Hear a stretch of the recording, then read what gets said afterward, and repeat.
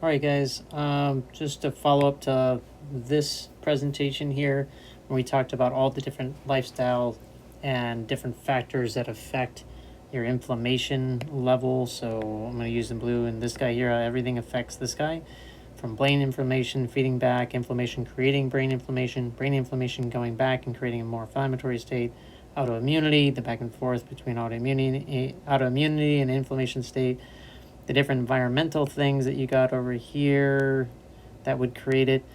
My realm, the mechanical and nervous system realm. That's what when I'm treating people and how that contributes to inflammation, the pain and the stress being the pain that comes from it.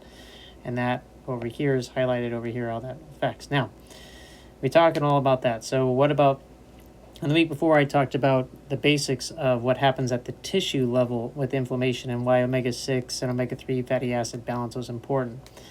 So I'm going to go back and we're going to go into my other notes and make sure I got it right. Okay, here we go. So this is from about 2 weeks ago about my inflammation gone wild. So here we're back in the tissue. You have the vein, we have the tissue, and then we have the lymphatic system. And I've kind of drew everything out here, so we don't have to walk through it again. So again, the first phase is there is a damage here, or pathogen-associated damage, or physical damage that occurs. So first, these guys respond. They're the sentinel cells that respond. Once they get that damage, they send a signal out in the yellow lines. It puts adhesion molecules out, and you get these guys, number 2, starting to migrate in. Those guys are what? Those guys are, they are the neutrophils. Oops, that's not going to work. I don't want that one. Neutrophils. Neutrophil. Now they come in, and they start to come in, and the first thing that they do is they eat the foreign bodies. Like typically this is more pathogenic. They eat the foreign bodies, consume them, and once they've consumed them, they start sending out a signal. And that signal actually calls the macrophages out, asks them to come over. Over here is the macrophage. And it asks them to come on in and, believe it or not, eat them. So we have 2. This is the 3rd step. This is the 4th step when they're getting called.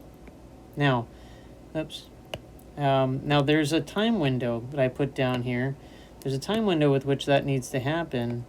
So these guys need to be able to come in, get signaled, come in, migrate down, and do the 5th step here and consume the neutrophil.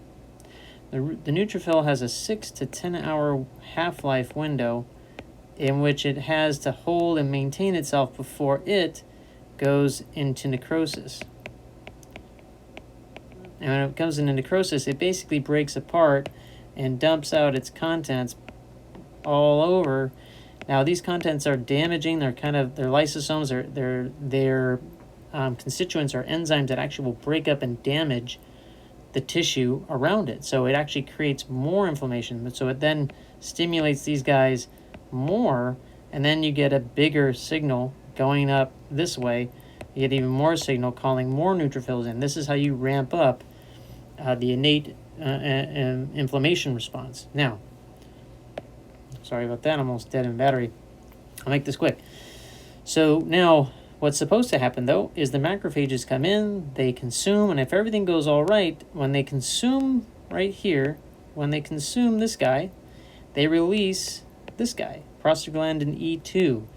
This is an anti-inflammatory marker that actually decreases the signal that goes out to the neutrophils. This one it feeds back, it basically decreases neutrophil recruitment. Now, by doing that, you're decreasing the first phase of inflammation. So when it does this, it grabs it, it consumes it, breaks it apart, presents all the foreign bodies on itself, and that's how it's going to communicate to the rest of the immune system, to the other white blood cells. Now, here's something that most of us don't really know. The non-steroidal anti-inflammatory NSAIDs, anti-inflammatory drugs, When they are used acute on a short term, they are actually going to be good at decreasing inflammation, but as they continue long term, they actually have a primary inhibition of this guy. They start to knock him out. So I'm going to change this. So long-term use beyond what the bottle prescribes. The reason why it's on the bottle is because they know that after that prescription time, if they're using it long-term, acetaminophen, ibuprofen, naproxen, all these guys start to block prostaglandin E2. Blocks this guy.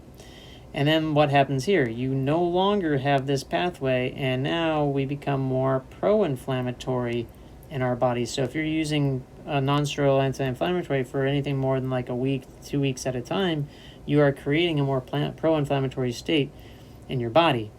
So on the flip end of this, if you actually do have a pathogen, the anti-inflammatory actually makes it harder for your body's response. This is the macrophage response. This is how you resolve inflammation. This is how you kill pathogens more long term. This is how you get rid of infection.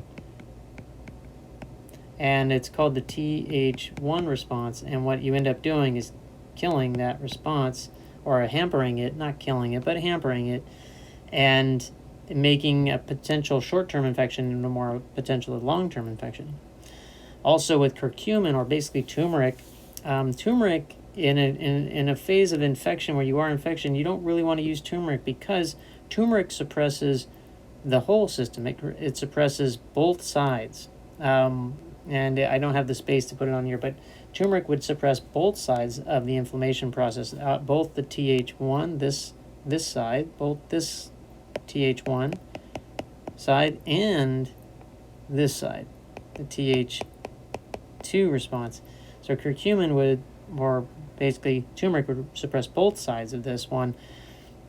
Basically, it overall dampens on the immune system when you're just overall too inflamed, which is not a great idea if you're trying to, if your body can handle and deal with an acute inflammation. It is a good idea if you're dealing more with an autoimmune or flare-up, or mainly a flare-up or for maintenance levels types of things, maintenance of a good, healthy, anti-inflammatory immune response, but not in the acute stage.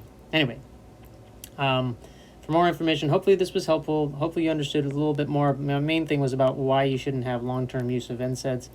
Why does that pertain to me and my practice? Why am I talking about it? Well, because most people who have neck, back, shoulder, leg pain, they're having this for months to years at a time, and they're taking non-steroidal anti-inflammatories on a regular basis, maybe weekly, maybe daily, but if it is, it's not helpful for your body.